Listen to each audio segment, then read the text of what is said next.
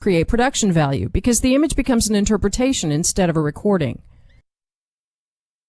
Thirdly, long focal lengths suppress our understanding of the layout of the scene, which can be an effective storytelling tool. Here we're using a regular lens, and it's very easy to make out the spatial relationships between the characters. Here we're further back using a 200mm lens, which flattens the perspective and makes the layout of the scene harder to understand. This either makes the situation more disorienting, or it makes us single out in arbitrary surroundings. Disorientation is sometimes a goal because a scene loses its mystique as soon as we know the entire layout. In choosing focal lengths for normal dialogue, a regular lens tends to create too much difference in size between the characters. If we pull back and use a longer lens, the sizes of the characters even out more, and the atmosphere becomes more intimate. So the over-the-shoulder is really out here. In close-ups, a regular lens can put us uncomfortably close to the character, and it can feel like we're shooting up her nose. So we'll again make the shot slightly longer from further back, giving us a flatter perspective and a more forgiving shot. Cutting back and forth between the two versions, the difference in perspective is very clear. This puts the close-up by the blue woman's shoulder, so we'll sometimes need to cheat her position. Cutting between cameras that have very different focal lengths usually doesn't work well. As we cut from a regular lens to a long one, the mood changes very abruptly, which is more apparent in live action than on a simple 3D set. As we pan with the characters in a very tight shot with a long lens, the cut to a regular lens seems strange because we're cutting from a compressed and intimate shot to an ordinary one. The exception to this is that shorter lenses come more naturally to wider shots because we want to capture more of the scene. And longer lenses come more naturally to closer shots because our goal is to become more involved. So going from a master that might be a 30mm to get more of the scene, the cut to an 80mm close-up doesn't feel like a sudden change in focal length because it happens for a reason. It's really not necessary to go around thinking in millimeters, except to remember that 50mm is about the same as the human eye, that higher numbers are longer and lower numbers are shorter. But it's useful to notice that the angle of view skyrockets as the lens becomes shorter, so there's an enormous difference between a 20mm lens and a 10, but almost no difference between a 190mm and a 200.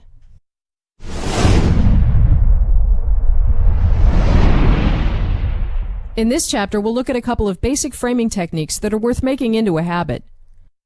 The first is dividing the frame in thirds.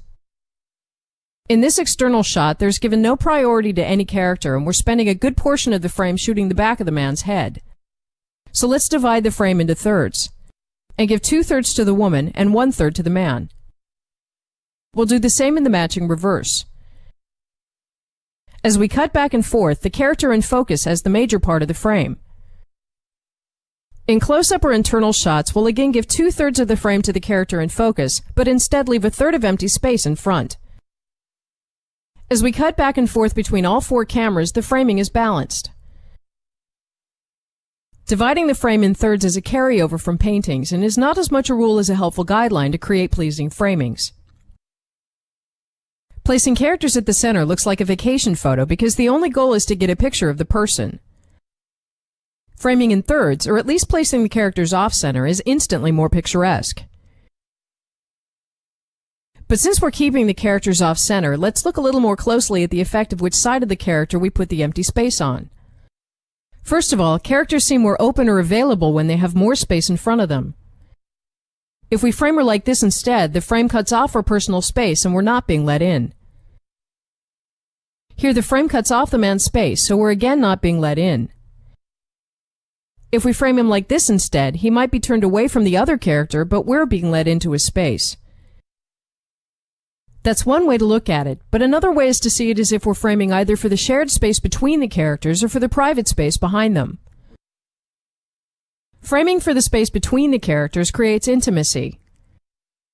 As we cut between the man and the woman, they seem normally involved with each other. If we frame for the space behind the woman, she seems to reject being part of the shared space, while the man is still part of the shared space. If we also frame him for the space behind him, they're now both rejecting being part of the shared space. Directing whether we're framing for the space inside or outside the dialogue can create very effective emotional statements. Center framing works best when a character is supposed to be head-on and own the frame. Here the man is very direct in center stage, so the most meaningful place to put him is dead center. Another good reason to place a character in the center is when he's a neutral third party. Here we're cutting between the women, and each have part of the shared space in their shot. As we cut to the man, he's equally part of both their spaces. Vertical framing for characters simply involves keeping a bit of empty space above the head. As we get closer, we'll have less space above her head than in wider shots. In close shots, it's more a matter of where to place the eyes. Here it can still work to frame in thirds, in which case we'll place her eyes on a third line. The concern is visual gravity. If we put too much space above the characters, the framing can seem too light. If we put too little space above the characters, the framing can seem too heavy. A little bit of space tends to feel at ease. Here the frame is top-heavy. By having the contents gravitate towards the bottom, we get a more relaxed and settled framing. Another factor in framing is perspective. There's lots of theory on perspective, but to make a long story short, leaning lines in the image create a sense of depth. Here the angle on the boxes causes plenty of leaning lines, both into the depth of the frame and also over on the left. If we instead move over here, we're shooting flat against the boxes, all the lines are completely horizontal, and we have no sense of depth. So shooting flat against any surface is something to avoid when we can. Lines in the image create perspective when they're moving towards a vanishing point. Here the vanishing point is inside the frame, which creates the hardest perspective. A more relaxed perspective is created by placing the vanishing point outside the frame, causing the lines to lean in that direction. So if we want to shoot a dialogue scene between these two rows of crates, this way of setting it up will give us almost no perspective. Since the cameras are not angled completely flat on the crates, we're getting a bit of perspective, but only a little bit. However, as we rotate the entire setup to get more perspective, we're running into a typical problem. One of the cameras now has more perspective, but the other one is shooting directly into the wall. In this scene, an obvious way to get perspective in both cameras is to place the characters parallel to the crates. Now we're getting perspective in both shots. Another convention from painting is that perspective lines guide the eye through the frame. Here the lines lead us towards the man. Nothing makes this clearer than placing the character dead center in the frame with all perspective lines symmetrical around him. Since photography is about forcing a three-dimensional world onto two-dimensional film, it's important that we do everything we can to retain a sense of perspective. If we take out what creates the perspective lines, we remove any sense of depth. One last consideration is where to place the horizon line, which is the ultimate vanishing point. Not all shots have a clear horizon line, so it doesn't always apply. But when there is one, the photographic convention is to place it on one of the vertical thirds, either here or here, depending on what's important in the shot.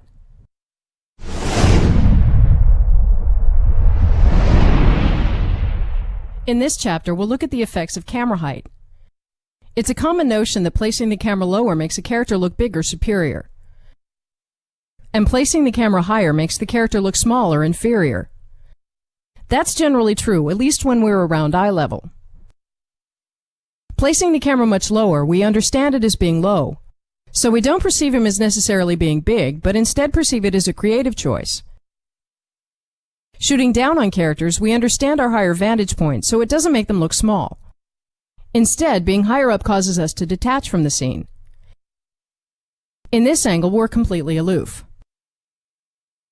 Let's look at a couple of important considerations when choosing a camera height. The first is that if the set doesn't have a ceiling, it's very easy to shoot off the edge of the set. If we planned a shot like this, but not asked for a ceiling, it's too late to put one in. Here, one solution is to shoot it where the ceiling is not an issue, maybe closer to a wall. We're looking at this because shooting upwards can produce problems that don't show up until the last minute, so we need to plan ahead. When we're outdoors, exposure is an issue. Shooting against the sky, which is much brighter, it's very hard to get good exposure on the character. If we expose for him, the sky burns out completely. If we put more light on him to balance the exposure, he can have trouble keeping his eyes open. Here we may want to shoot it in front of something less bright or something we can control, which of course is easier to find if we stay at eye level. Secondly, we need a reference to really know that we're high or low. Here we're above eye level. As we move to waist level, the perspective change on the man himself is unremarkable, and we're actually judging our height by the position of the far wall. As soon as we put in something to cause perspective lines, we get a much clearer idea of our height. Moving back to eye level, the perspective tells us much more than the elevation itself, so the more perspective we can create, the more we get out of choosing a height. Another way to bring in a reference is with foreground. As soon as we put the woman in the foreground, our height is 10 times as clear. As we move to around eye level, the thing to notice is that the man looks virtually the same, so we're getting our height from the foreground. Here we're at waist level. It's not until we're very low that the perspective on the man himself is noticeably different. Here the foreground and the leaning lines together create very powerful perspective. One last way to judge our height is by the horizon line if we have one. If we're looking up on her, the horizon line will be lower in the frame. If we're looking down on her, the horizon line will be higher. The effect of this is that when the horizon line is above the eye, she appears submersed or suppressed. When the horizon line is below the eye, she looks freer and more in command. In choosing a camera height, eye level is naturally most like reality. But it also produces very ordinary and documentary images, so that in itself can be reason to stay away from eye level. But if we're at eye level, we're also always tilting downwards. Here we're at pure eye level, but in order to put our eyes higher in the frame, we have to tilt down a little. So seen from the side, we're shooting downwards. In order to more naturally place our eyes higher in the frame, we should be lower and more level. So let's nudge a little under eye level. In this over the shoulder, we're again at eye level angled downwards. But let's again center a little lower, placing us beneath eye level. The further we get away from the characters, the more we should gravitate towards waist level. Here again, eye level produces a very objective framing. Being lower relaxes the perspective, which creates a more filmic image and also makes more sense to a theater audience which is seated lower than the screen. Finally, it can be effective to adjust for the perspective lines that go from eye to eye and chin to chin. If we nudge a little lower, the perspective leads more elegantly from face to face. Staging upwards and downwards is really the same as staging with level characters, except that we need to make choices about camera height. We could just go ahead and shoot by the eye line as usual. This results in shooting hard down on one character and hard up on the other, which makes one character look superior and the other inferior. The completely neutral way of shooting this is to simply level each camera with the character. Leveling with the characters is more relaxed to look at and gives them equal power. But it puts us further away from the eye line and further outside the dialogue. The way to get a little bit of both is to place the camera halfway in between eye line and level. This lets us be part of the dialogue without having to do hard angles. Perhaps even more useful in close shots, it allows us to be fairly close to the eye line without making one character superior to the other. There's nothing that stops us from mixing heights. Here we're shooting hard up on the man, but we're level on the woman, so she seems relaxed and detached from the conversation, while he takes it more personally.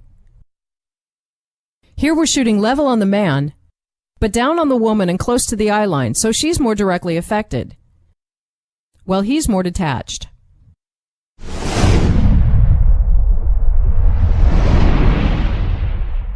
Most people are familiar with the line, or the 180-degree rule, so let's look at it for the record. Simply put, once we pick a side of the action to be on, all cameras to cover that action need to be on that side.